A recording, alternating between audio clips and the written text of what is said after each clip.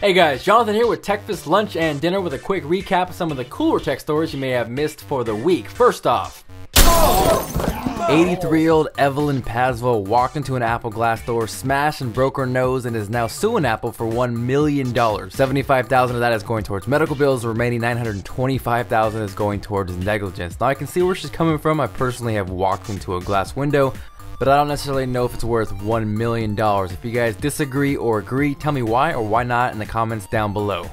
Next up, we got some next generation PlayStation news, which will be the follow-up to the current generation PlayStation 3, and it's expected to hit the shelves sometime late 2013, so we still got a ways to go. It is rumored to be codenamed Orbis as opposed to PlayStation 4, but I think that should be taken lightly with a grain of salt because we all know the Vita was originally codenamed NGP, and look how that turned out. As far as specifications go, there's not too much out there aside from the fact that it should support 4K resolutions, and as we move closer to 4K TVs, that makes sense. We've also been hearing that the next generation PlayStation console will not support used games, just like we've been hearing for the next generation Xbox console. Honestly, can't imagine them doing that, but we'll have to wait and see. Now, in Ball's awesome news, Vision Research has unveiled their new high-speed broadcast camera, the Phantom V642, which is capable of shooting at nearly 6,000 frames per second and slowing things down nearly 90 times. For reference, this is what something looks like slowed down 100 times. Now, as far as the specs go, the V642 features a 2K sensor that can record at full resolution 2560 by 1600 at 1450 frames per second, 1080p at 2560 frames per second,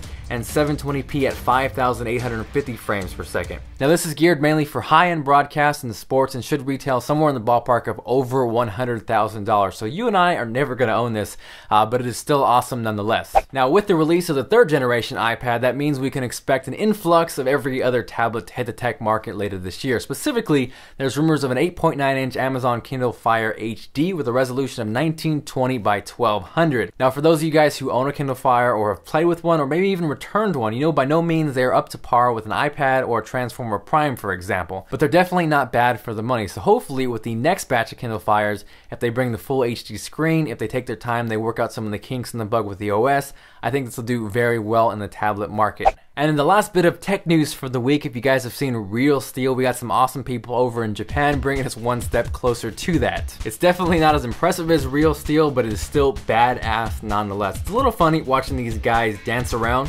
Whoa. There aren't too many devastating blows, it's more just mini robots without pants moonwalking around. But as silly as it seems, these guys don't mess around. The championship was for $12,000 and Guru, this robot right here, took home the crown. So thank you guys for watching this video. If you enjoyed it, thumbs up are greatly appreciated as it helps the channel out. And also thank you guys for being patient with me.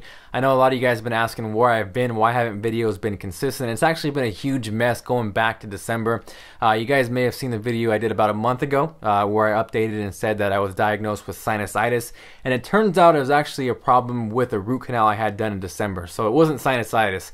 It's looking like they actually drilled or poked too far up and it hit my sinuses. So there's a hole in my sinuses, which is causing all the problems. So my face swells up, my eye gets all swollen, headaches, the whole 9 yards. It's just not fun. So I've been battling that, trying to make videos. Hopefully I will get that resolved soon and be back to making videos full-time, consistently, and regularly. Also, for those of you guys asking about the fastest MacBook Pro on the planet Part 3, I am close to being done with that, so actually look forward to that on Monday. If you guys haven't actually pinned me to your homepage subscriptions here on YouTube, make sure to do that so you don't miss the video. Aside from that, you can follow me on Twitter at TLD Today. That is the best way to get a hold of me as far as communication goes. Feel free to subscribe if you guys have not already, and I will see you guys later.